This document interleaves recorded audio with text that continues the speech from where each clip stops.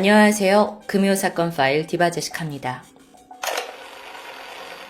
2015년 2월 25일 아침 8시 14분 세종시 장군명 금암리에 위치한 한 편의점인데 이곳은 인근에 대학교가 있어서 학생들이 자주 오가던 장소죠.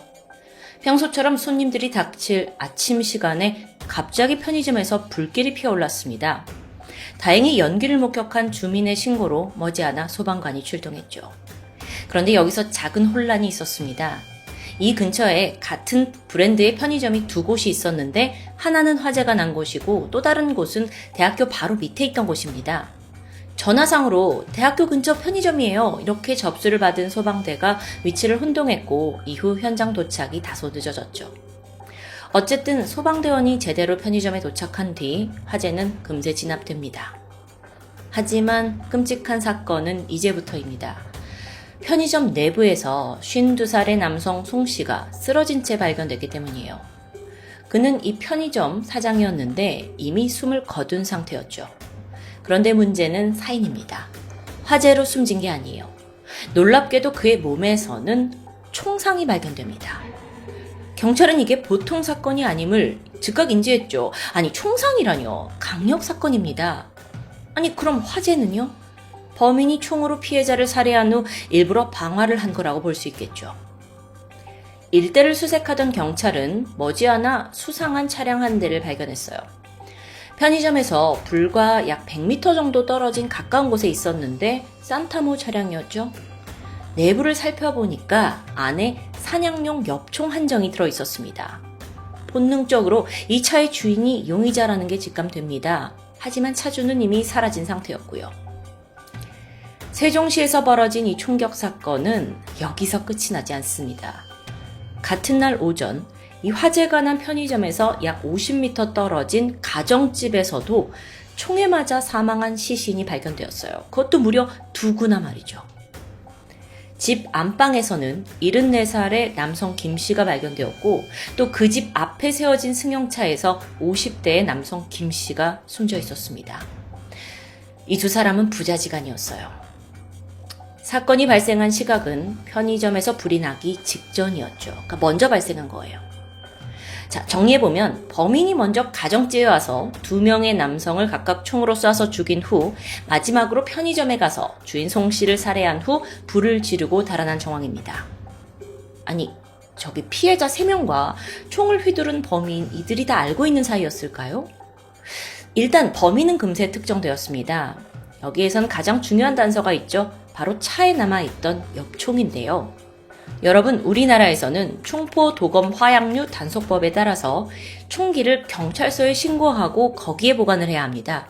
출고를 할 때도 경찰서에 수렵 신고를 해야만 가지고 나갈 수 있고요. 문제의 엽총은 사건 당일 새벽 6시 26분 공주경찰서 신관지구대에서 출고된 기록이 고스란히 남아있었어요. 이 총기의 주인은 50세 강 씨였고요. 그는 그날 엽총 2정과 실탄 32발을 찾아갔다고 합니다. 자, 그가 범인일 확률이 높아 보여요. 그런데 경찰이 우려하는 건 다른 거였습니다. 총 2정을 가져갔잖아요. 즉 현장에서 발견된 엽총 말고도 그는 지금 또 다른 엽총 한 정을 소지한 상태입니다. 추가적인 총격 사건이 벌어질지도 모르는 아주 위험한 상황이죠. 때문에 인근 군부대까지 총동원되었고 일대 진입로를 봉쇄하면서 범인 추적에 총력을 다하게 되는데 그런데 마침 아침 10시 6분 이 화재가 난 지 2시간 만이었는데 편의점에서 약 4km 정도 떨어진 금강의 갈대숲에서 변사체가 발견됩니다. 신원 확인 결과 그는 경찰들이 쫓고 있던 용의자 강 씨였죠. 사체는 머리에 총상을 입은 상태였고요. 그의 배 위에는 엽총 한 정이 놓여져 있었습니다. 이동 거리로 추정해봤을 때 총격 사건을 벌이고 약 1시간 후인 아침 9시 반에 스스로 목숨을 끊은 것으로 보입니다. 이렇게 용의자가 사망하는 바람에 취조가 불가능한 상황입니다. 도대체 강 씨는 왜 하루아침에 3명을 살해한 건지 경찰은 강 씨와 피해자들 간의 관계에 주목했어요. 그러다 보니 이 꼬이고 꼬인 관계 속에 중심에 있는 한 여성이 떠오르게 되죠.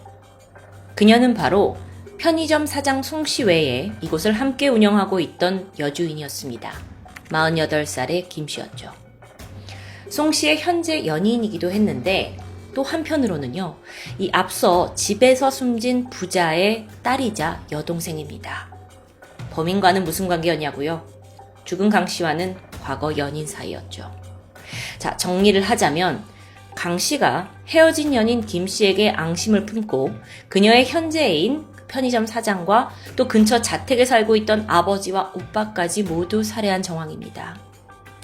이 비극이 일어났던 당시에 김씨는 다른 지역에서 세종 쪽으로 돌아오고 있던 중이었다고 해요. 그래서 화를 면할 수 있었던 것으로 보이고요. 과거의 강씨와 김씨의 관계는 꽤나 진지했던 것으로 보입니다. 이들은 오랜 기간 동거를 했는데 사실혼 관계나 마찬가지였다고 해요. 하지만 사건으로부터 1년 6개월 전인 2013년 8월 이별했습니다. 이별한 지도 꽤 시간이 지난 거예요. 그런데 헤어지는 과정에 잡음이 있었죠. 두 사람이 사실혼 관계이다 보니까 아무래도 함께 축적해온 재산이 적지 않았어요. 그래서 이걸 내 거니 네 거니 하면서 분할 문제를 두고 갈등이 생겼는데요. 특히 그 중 하나가 편의점이었습니다. 이 편의점은 김씨, 그러니까 여성 김씨 아버지 명의로 되어 있어요. 근데 연인이던 시절 강씨 또한 이 편의점에 상당한 금액을 투자했다고 해요. 그렇다 보니 이별하고 나서 강씨는 자신의 소유권을 주장했고요. 이때 김씨의 아버지는 위자료 명목으로 3천만 원을 제시했는데 강씨가 여기에 만족하지 않았어요. 그러면서 아예 이 편의점에서 나오는 수익을 자신과 나누게 해달라라고 요구했죠. 받아들여지지 않았고요. 사실상 김씨 가족 입장에서는 이렇게 되면 앞으로도 계속 금전적인 관계가 유지되니까 결국 원하는 방향이 아니었을 겁니다. 그렇게 한참 분쟁이 벌어지던 사이 김씨는 새로운 남자친구를 만났고 두 사람은 함께 편의점을 운영하기 시작했어요. 뿐만 아니라 그녀의 친오빠 역시도 편의점을 공동 운영했고요. 그런데 이걸 알게 된 강씨가 분노에 치밀게 됩니다. 자기들끼리 게다 새로운 남자까지 끌어들여서 다 해먹으려고 해? 이렇게 강한 앙심을 품게 된 거죠. 이후 그는 계획을 세우기 시작하는데요. 당시 그는 자신의 거주 관할지인 수원 태장파출소에서 산양용 엽총 2정을 보관하고 있던 상황입니다. 그런데 2015년 2월 23일 돌연 여기에 있던 엽총을 사건 현장과 가까운 충남 공주경찰서 신관지구대로 옮기게 돼요.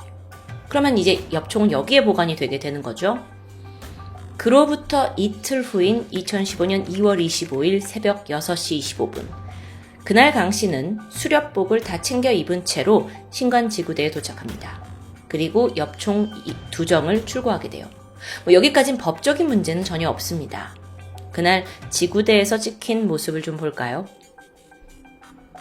그가 경찰서로 들어왔죠. 새벽 6시입니다. 그리고 이제 기다리다가 엽총 2정을 지구대에서 출고하게 됩니다. 사건 직전에 지구대에 도착해서 벌어진 일이었어요. 이때 당시만 해도 경찰분들은 앞으로 어떤 일이 벌어질지 전혀 예상하지 못했겠죠. 이후 강 씨는 자신의 차량을 타고 곧장 세종시로 향했습니다. 그리고 가장 먼저 전 애인 김 씨의 집 근처에서 대기하기 시작했어요. 아침 8시, 김 씨의 오빠가 출근을 위해 집 밖으로 나왔고 차에 올라탄 순간 강 씨가 엽총을 당겼고 그대로 살해합니다. 근데 하필 그날 차에는 김 씨의 오빠만 있던 게 아니에요. 아들도 함께 있었죠. 그나마 강 씨의 목표는 오직 오빠였기 때문에 아들은 건드리지 않고 오빠만을 조준해 살해했습니다. 이후 그는 거침없이 집 안으로 들어갔어요. 그리고 아침 식사 중이었던 김 씨 아버지를 마주했고 즉각 총으로 살해합니다. 사실 이때 현장에는 아버지의 지인도 함께 밥을 먹고 있었다고 해요. 하지만 그는 쏘지 않았죠. 이후 강 씨의 폭주는 계속됩니다. 다음으로 차를 몬 곳은 얼마 떨어지지 않은 문제의 그 편의점입니다. 문을 열고 들어가서 김 씨의 현재 애인 그 송 씨를 마주쳤고 끓어오르는 분노에 또다시 방아쇠를 당겨요. 그렇게 처참한 살상이 끝나고 웬일인지 그는 그냥 떠나지 않았어요. 그리고 편의점 곳곳에 신호를 뿌린 뒤 불을 붙이고 도주했죠. 이 금전적인 논쟁의 중심에 있던 편의점이었기 때문에 다 파괴해버리고 싶었던 건지 혹은 송 씨의 시신을 훼손하고 싶었던 건진 정확히 알 수 없는데 사실 생각해보면 이미 아버지를 살해할 때 현장을 목격한 성인이 있었잖아요. 그래서 자신의 범행 흔적을 지우고 도주하기란 건 쉽지 않다는 걸 이미 직감했을지도 모릅니다. 그리고 약 1시간 후 그는 인근에 있는 금강 근처에서 스스로 목숨을 끊으면서 막을 내리게 되죠. 경찰은 강 씨가 사전에 범행을 철저히 계획한 것으로 보았습니다. 미리 사건 현장과 가까운 데다가 총기를 옮겨둔 점, 이게 가장 강력했죠. 또 피해자들을 공격하는 과정에서 오로지 그들만을 조준하고 살해했다는 점에서도 이게 단순히 우발적으로 끌어오른 살기를 참지 못했다고 보긴 힘드니까요. 하지만 정작 용의자가 사망하게 되면서, 범인이 사망하게 되면서 이 사건은 공소권 없음으로 종결됩니다. 죽은 피해자들의 유가족이자 또 연인이었던 김 씨에게는 정말 하루아침에 모든 것을 잃게 된 절망적인 날이었겠죠. 여러분, 총기 소지가 불법인 우리나라에서 그것도 편의점이라는 이 익숙한 장소에서 벌어진 총기 사건. 당시 뉴스를 접한 사람들의 충격도 이루 말할 수 없었습니다.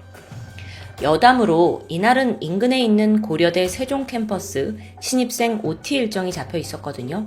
또 인근 중학교도 등교일이었고요. 하지만 이 두 학교 모두 서둘러 일정을 취소했죠. 그 외에서도 지역사회 전체에 큰 충격을 주었는데 총기 사고였으니까 당연했겠죠. 한편 범인 강 씨가 총기를 입고한 이 충남 지역엔 수렵이 가능한 지역이 없다고 해요.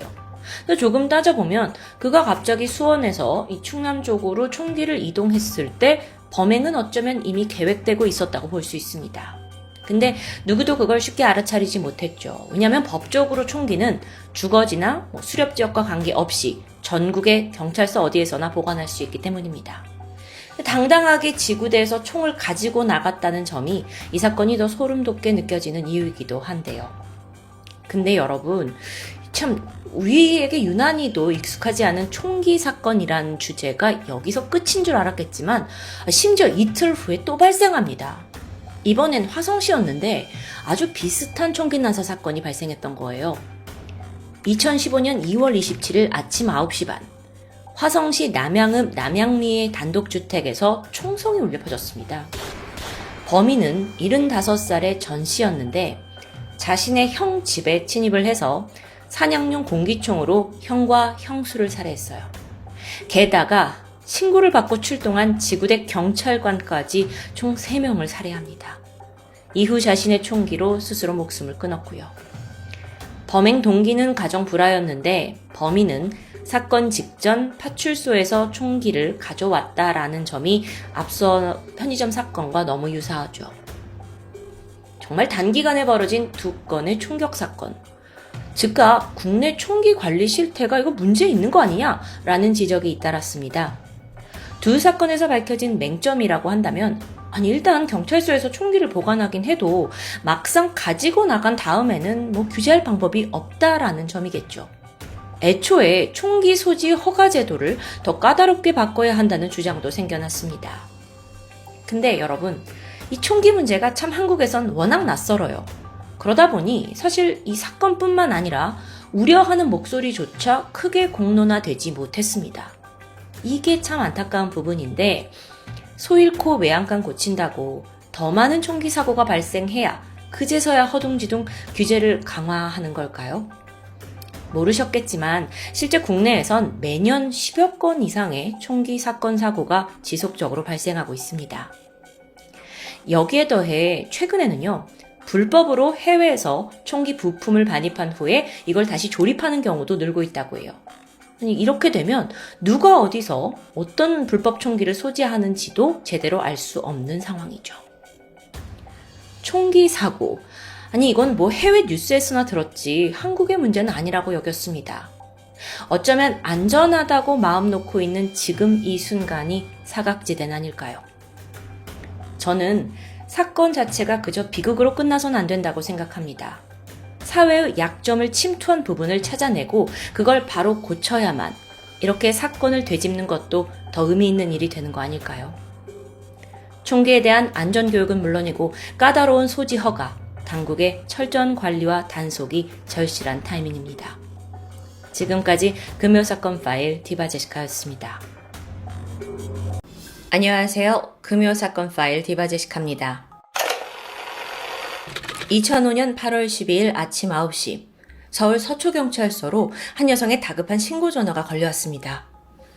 여기 땡땡 오피스텔인데 얼른 와주세요.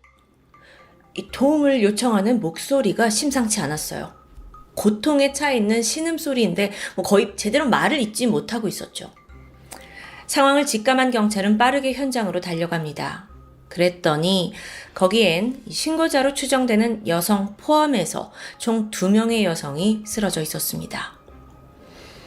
피해자들의 신원은 해당 오피스텔 거주자인 29살 여성 김씨 그리고 그녀의 친구이자 신고자인 황씨입니다. 안타깝게도 김씨는 이미 사망한 상태였고요. 황씨는 중상이라 병원으로 바로 이송이 되었죠. 이게 너무 위급한 상황이라 무슨 일이 벌어진 건지 경찰이 즉각 파악하기도 힘들었습니다. 이후 현장 감식에 들어갑니다. 일단 사망한 그 여성 김씨의 시신에는 노끈과 같은 얇은 줄에 의해서 목이 졸린 흔적이 보입니다. 반면 황씨는 칼에 찔렸었죠. 그런데 집안을 둘러보던 경찰이 고개를 갸우뚱해요. 2명의 여자가 지금 중상의 사망까지 했는데 그럼에도 집안이 이상하리만큼 깨끗한 겁니다. 마치 범인이 청소를 하고 간 것처럼요. 머리카락 한 올도 보이지 않았고요. 또 범행에 사용되었을 그 노끈도 이런 여러 도구들이 전혀 나오지 않아요.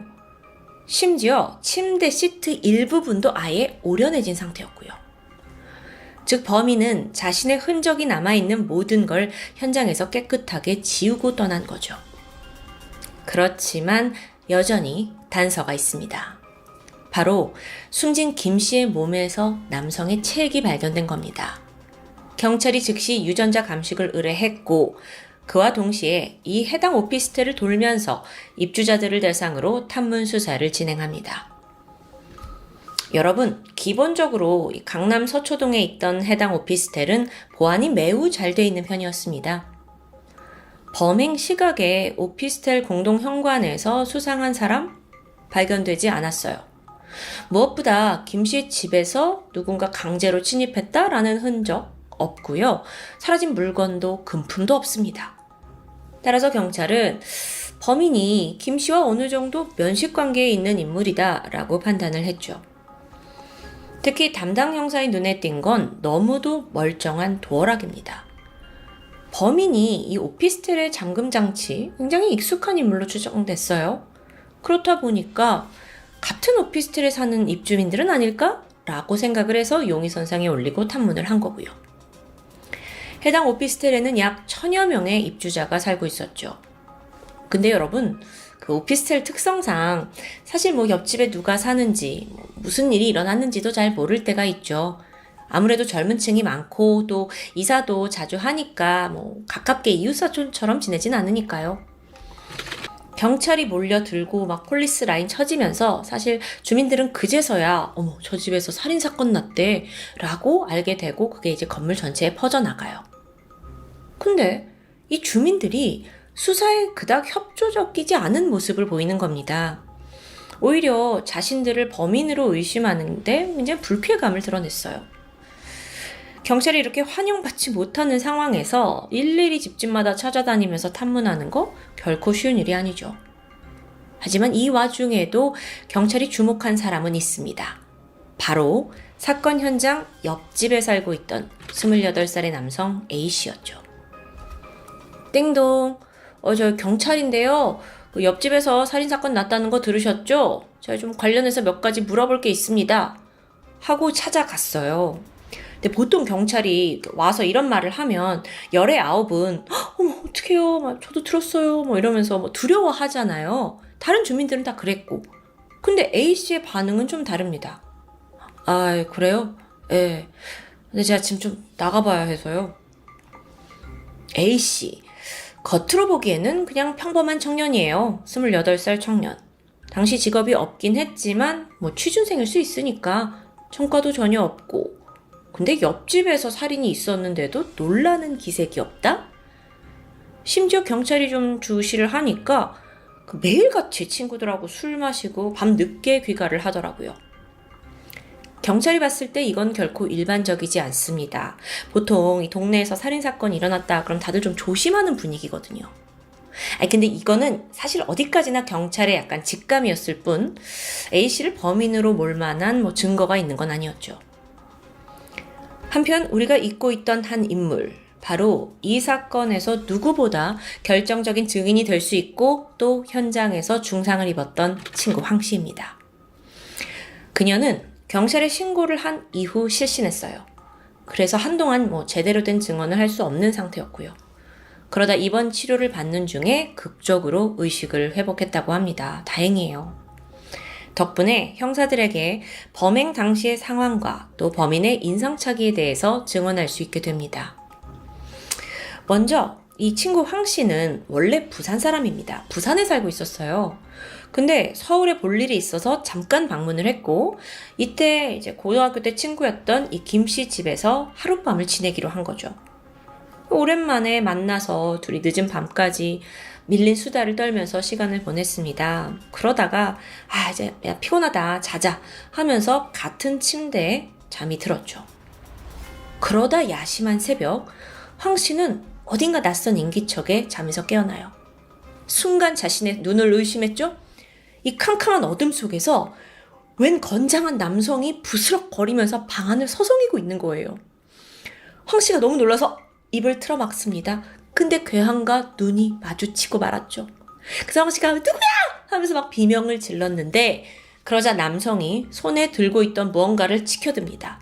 그게 주방용 식칼이었어요. 그는 황 씨의 등을 몇 차례 찔렀고 그녀는 곧 정신을 잃게 되죠. 그리고 약 3시간가량이 흐른 후 황 씨가 간신히 정신을 차렸는데 그녀의 옆에는 친구 김 씨가 싸늘한 주검이 되어 있었습니다. 너무 두려웠던 황 씨가 죽을 힘을 다해서 경찰에 신고를 걸었고 이후에 의식을 잃은 거예요. 오랜만에 서울에 와서 친구 집에서 이게 무슨 날벼락이에요. 황 씨는 당시 범인의 모습에 대해서 이렇게 묘사했습니다. 20대 후반에서 30대 초반? 키는 170 정도의 아주 큰 편은 아니었고요. 체격도 보통이에요. 얼굴은 둥근형이고 뿔테 안경에 빨간색 운동화를 신고 있었어요. 그런데 이걸 들은 경찰이 순간 움찔했어요. 이 묘사가 그간 경찰이 의심하던 옆집 남자 A씨와 어느 정도 유사했기 때문이에요. 자, 그럼 다음 단계는 옆집 남자 A씨와 피해자 김씨의 몸에서 나온 책 DNA를 대조해야겠죠. 자, 그렇다면 먼저 용의자의 DNA가 필요합니다. 경찰은 다시 띵동 하고 옆집을 찾아갑니다. 그는 의외로 수사에 매우 협조적이었어요. 경찰은 구강에서 면봉으로 DNA 채취했고요. 바로 국과수로 보냈죠. 그 결과는 이변은 없었습니다. 정확히 100% 일치해요. A씨는 곧장 경찰에 체포가 되죠. 이게 사건 발생 2주 만의 일이었습니다. 그런데 이런 와중에도 A씨는 범행을 부인합니다. DNA가 일치하는데도요. 자, 그렇다면 또 한 번 결정적인 증언을 해줄 황 씨의 도움이 필요하죠. 그녀는 힘겹게 체포된 A씨의 얼굴을 확인했고 네, 저 사람 맞아요. 결국 그는 체포 5일 만에 자신의 모든 범행을 인정합니다. 사건의 전말은 다음과 같습니다. 자, 이 옆집 남자 A씨가 당시에 다니던 광고회사를 사표를 내고 그만뒀고 무직 상태였어요. 이후에 딱히 하는 일 없이 오피스텔에서 하루하루를 보내고 있었죠. 사실 그 사표를 냈던 광고회사, 거기가 벌써 6번째 회사였습니다. A씨의 나이가 28살이었으니까 굉장히 자주 이직을 한 거예요. 그리고 이번에도 6개월을 채 넘기지 못하고 때려쳤고요. 당시 그는 일로 꽤 스트레스에 시달리고 있었다고 말합니다. 그리고 그런 증상 중에 하나가 불면증이었어요.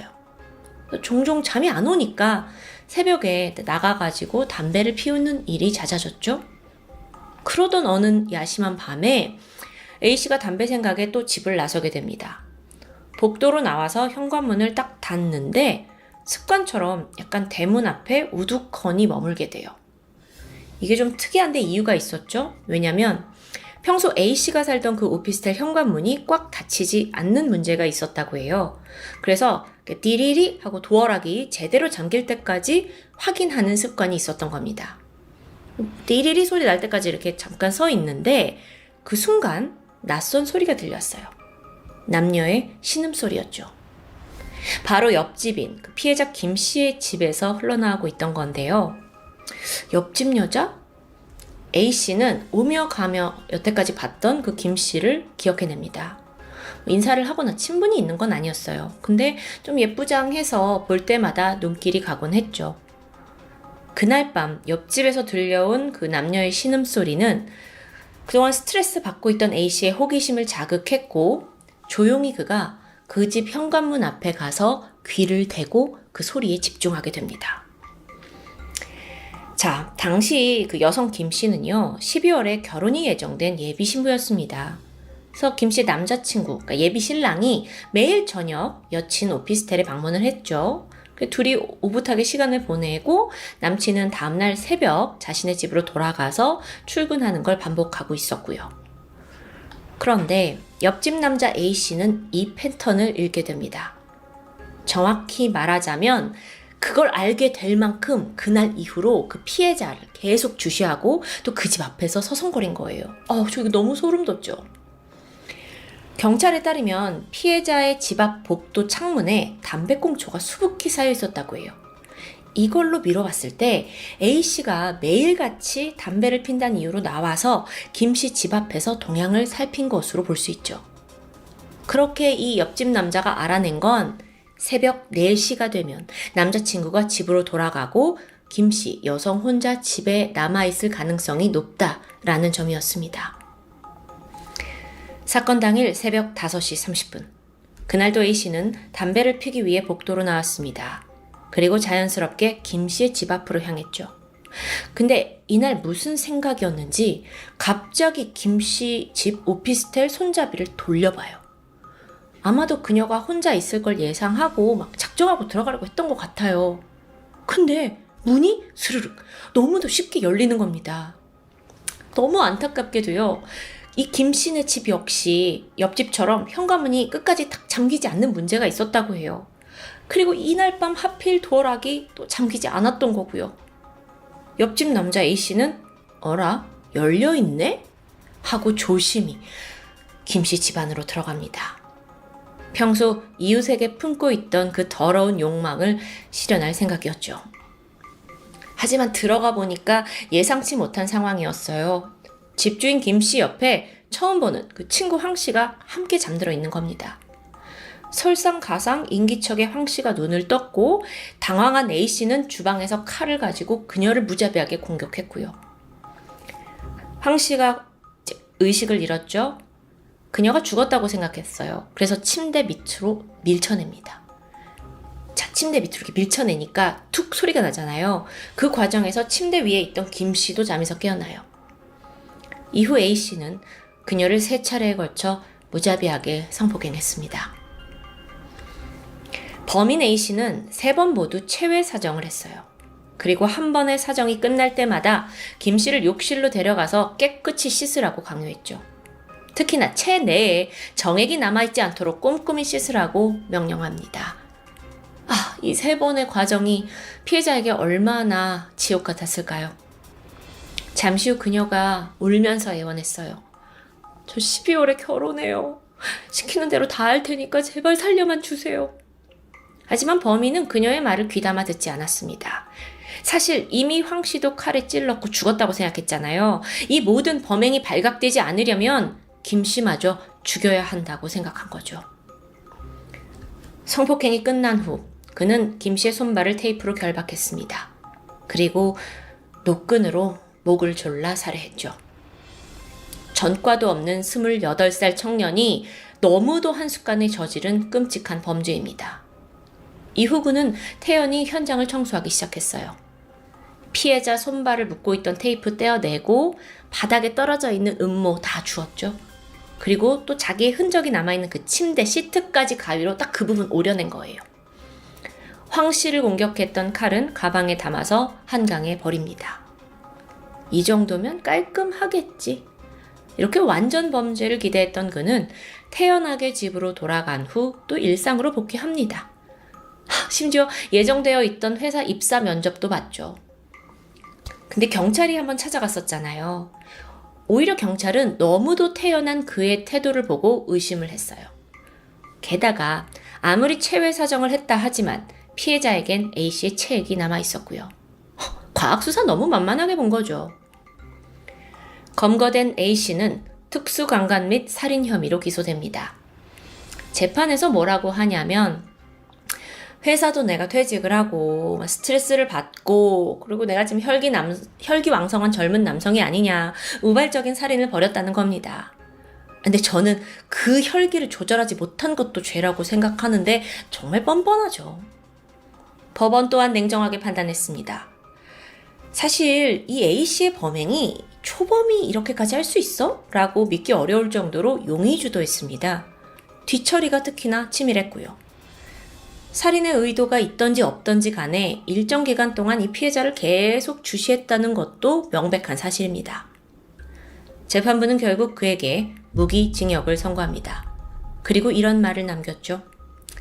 한 사람을 흉기로 찔러 사망한 것으로 착각한 후에도 다른 피해자를 성폭행하고 살해한 사건이다. 죄질과 결과가 중하고 범행 수법이 잔인하다. 형이 무겁다는 피고의 주장은 받아들일 수 없다. 시원합니다. 그렇게 A씨에게는 무기징역이 확정됐죠. 그는 현재까지도 복역 중에 있습니다.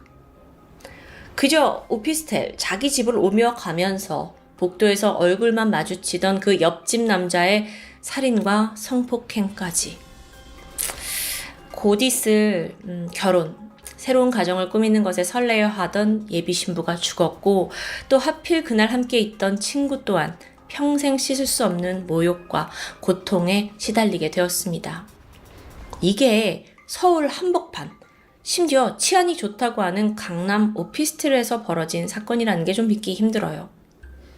오늘 사건을 진행하면서 정말 범죄는 어디에나 도사린다는 걸 다시 한번 뼈저리게 느낍니다.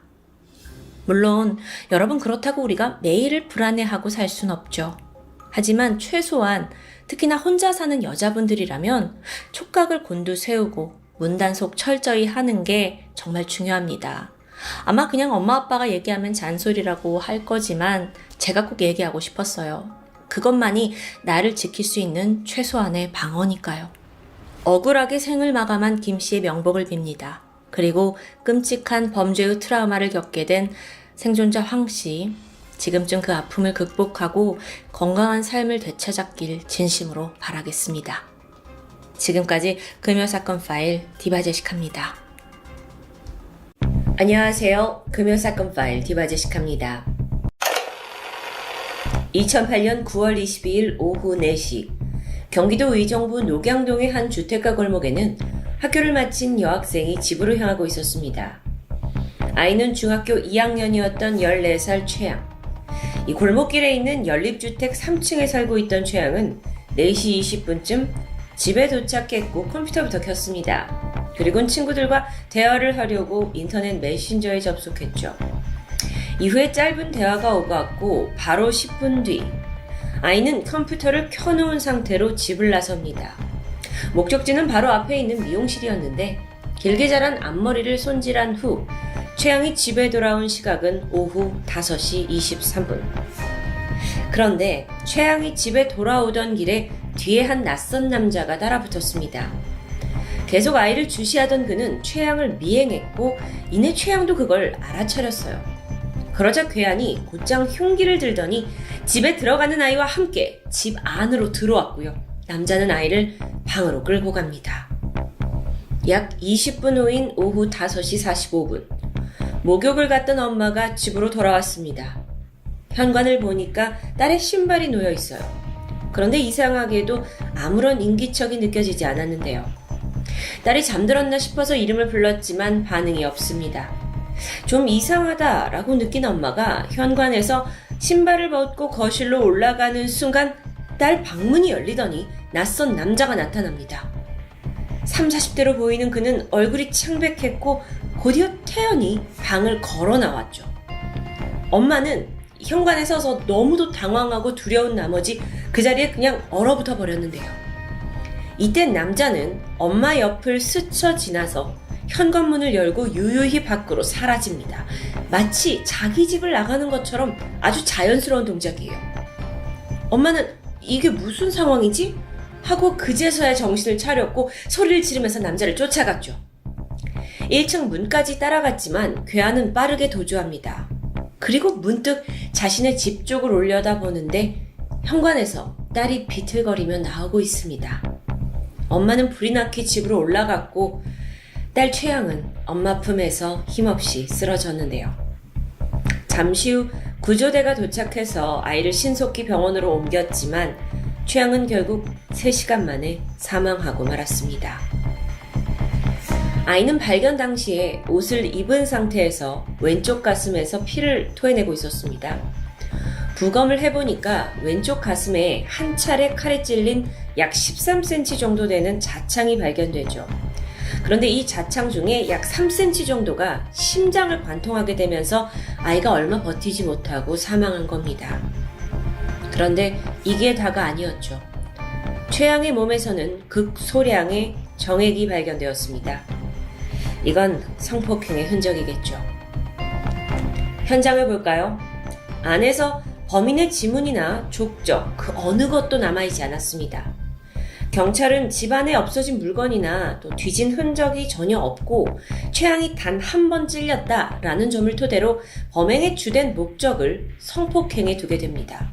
그러니까 범인이 성폭행을 하려고 아이를 따라서 집 안으로 침입을 했는데 예상치 못하게 20분 만에 엄마가 집에 들어오자 너무 놀래서 우발적으로 이 아이를 살해했다는 게 경찰의 추정이었죠. 하지만요, 다른 의견도 존재합니다. 범인이 아예 처음부터 강도 목적으로 집에 침입을 했다가 생각을 바꿔서 성폭행만 시도하고 떠난 게 아니냐라는 생각이었죠. 어쨌든 범인을 찾는 게 급선무입니다. 경찰은 강력팀 형사 60여 명을 투입했고 목격자를 수소문하면서 범인의 인상착의 파악에 나서는데요. 그러던 중에 천만다행으로 현장 정밀감식에서 용의자의 음모를 채취하게 됩니다. 이건 아주 결정적인 증거가 될 수 있을 텐데요. 음모를 통해 DNA 추출에 성공했고 그 결과 혈액형은 B형이라는 게 밝혀집니다. 이후 경찰은 같은 지역 유사 전과자 700명에 대해서 DNA 대조를 진행합니다. 굉장히 대대적인 조사임에도 불구하고 일치하는 인물은 나타나지 않았습니다. 범인에 대해 좀 더 분석해볼까요? 아직 날이 밝은 오후 5시에 소녀를 납치해서 집까지 들어온 행동, 그리고 범행 후에 엄마를 마주쳤는데도 불구하고 그냥 지나쳐 나갔다는 점에서 이 범행이 상당히 대범하고 능숙하게 느껴질 수도 있습니다. 그렇다 보니 이건 이미 전과가 있는 사람이 아니냐라고 생각이 되는데, 그런데 조금 다른 관점에서 면밀히 살펴보면 그의 수법은 거의 무대포에 가까웠습니다. 오히려 전문 범죄자였다면 이 집에 누가 있는 건 아닌지, 나갔다면 언제 다시 돌아올 건지 뭔가 좀 알아보고 범행을 저질렀을 게 아니었느냐라는 분석이었죠.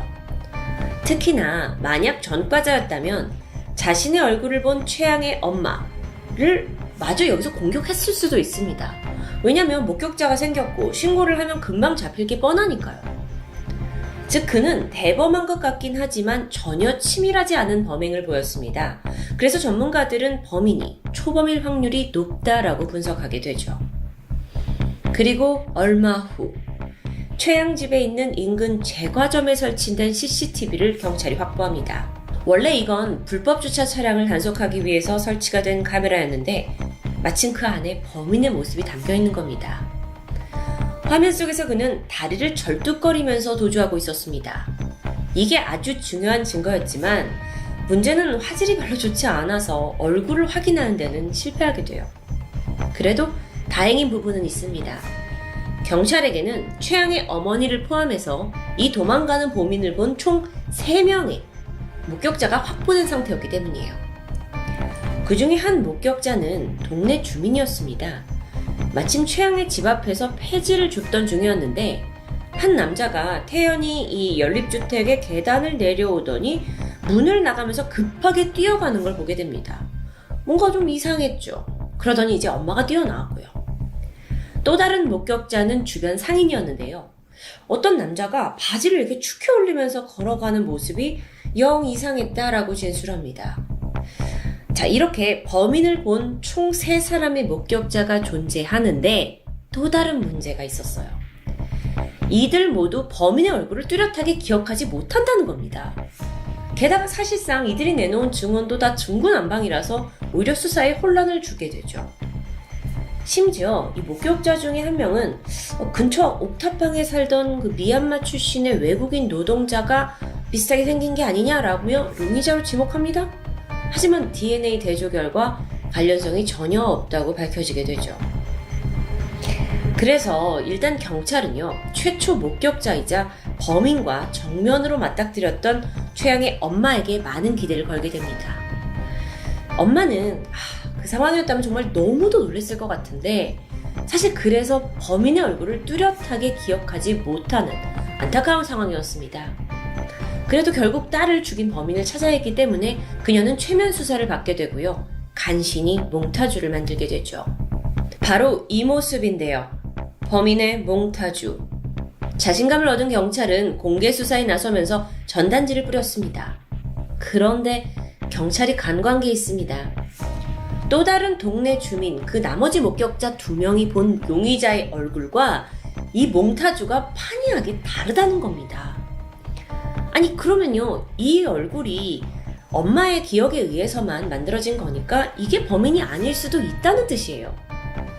내막을 살펴보니까요, 사실 이 몽타주를 배포하기 전에 다른 목격자들과 충분히 상의를 거쳐야 했죠. 그래서 이 사람이 맞는지 확인 절차가 필요합니다. 근데 경찰이 이 과정을 간과하고 건너뛴 사실이 드러납니다. 근데요, 이제 와서 이거 몽타주를 바꿀 경우에는 오히려 수사에 혼선을 초래할 수 있지 않냐? 라면서 의견을 묵살하기조차 했죠. 여러분, 그러고 보니 생각나는 사건이 하나 있습니다. 1997년에 있었던 박초롱초롱 빛나리 유괴살인 사건. 그때도 경찰은 범인 전현주의 몽타주를 엉뚱하게 그렸습니다. 그래서 결국 박양의 죽음을 막지 못했죠. 범죄 전문가는 몽타주가 확실하지 않은 이상 오히려 사람들에게 편견을 만들 수 있고 범인 검거에 방해가 될 수 있다라고 시사합니다. 이 사건은요, 그렇게 난항을 겪었습니다. 범행 자체의 동기가 불분명해요.